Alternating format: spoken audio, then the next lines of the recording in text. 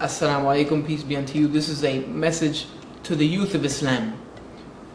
I know that in the society that we live in, you are bombarded from every side, from every means by temptation, by the life of this world, wanting to become full into the life, wanting to be tempted by the things that are put in your face every day through media, through school, through friends, through peer pressure, through music, through all of these things, gangs, drugs, all of this enter into your realm every single day, enticing you away from Islam.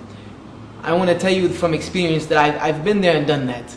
I was a very good Christian as a young boy, and then after becoming fed up with Christianity, leaving Christianity, becoming distraught about the truth of God, I left and entered completely into the dunya, the life of this world, completely fulfilling my lust, wanting to party, wanting to be with girls, this, that, and the other.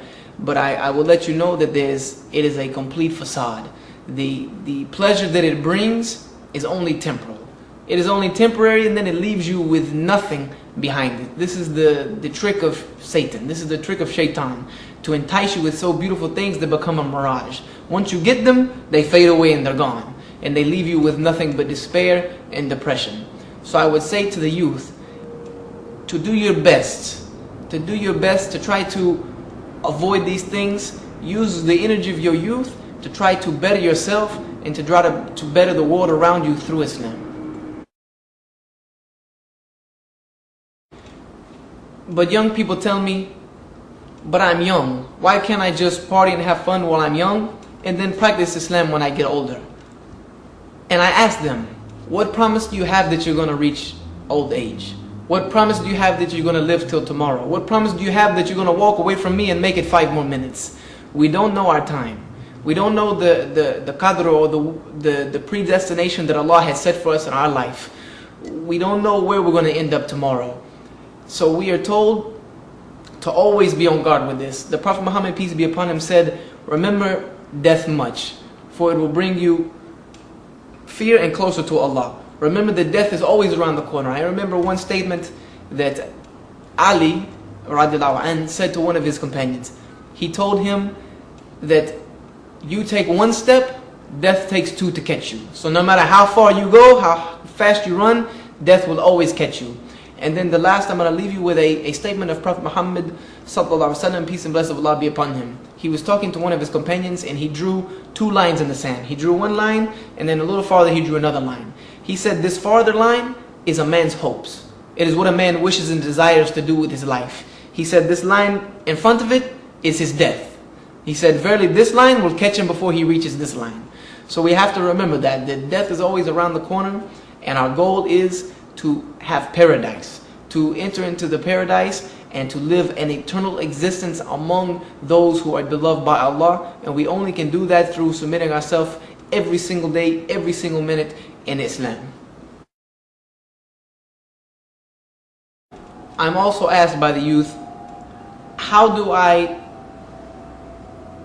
ward off, or how do I avoid all of these temptations that I'm faced every day? And I reply to them that all of these temptations, for all of this evil, is only a perversion of what is halal, what is good, by shaitan. Everything that we see that is bad can be replaced very easily with something that is good. For instance, music. We know music with instruments and things like this is haram. You can replace it with halal music. Some anashid with the duff or drum, things of this nature. All of these things can be replaced. All of these things can be put in their proper perspective. For instance, let me use the analogy of Adam and Eve. Adam and Eve were put into paradise, and they were told by Allah not to eat from this one tree. Now, was that the only tree in paradise? No, it was not the only tree in paradise. Paradise was full of trees that they could eat from. But shaitan tempted them and induced them and enticed them to eat from this tree, because this is the one that is so beautiful. This is the one that tastes the best. Just like as we are bombarded every day with images of, oh, this bad thing, this thing is very good. This way of life is very enticing. This way of life is very good for you.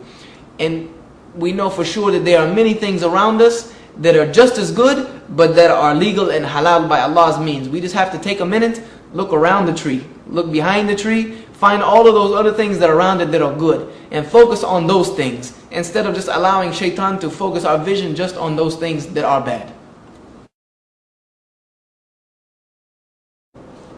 And my final advice to the youth is going to be using a story that Allah narrates to us in the Quran when Luqman gave advice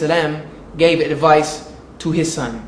He said to his son 10 things, which I call the 10 commandments of Luqman al-Hakim, the wise.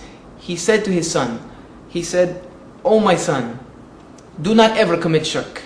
Do never associate anything with Allah." This was his greatest commandment to his son. Do not commit shirk. Do not associate anything as a partner with Allah. Stay away from this by all means necessary. For verily, shirk is the worst iniquity. It's the worst evil. He also said to him further, he said, "O my son, Allah will bring all things to light, be they small or be they large. Be they hidden on a rock high above or in the heavens down below. And in their finest details, Allah will reveal them." Oh my son, his second advice was, "Aqim as-salah." Establish salat. Establish regular salat for my remembrance. This was his second commandment to his son. Do not associate partners with Allah and establish regular prayer, regular salah. He also told him, enjoin good, amar bil maruf wa nahy anil munkar. Enjoin good and forbid evil.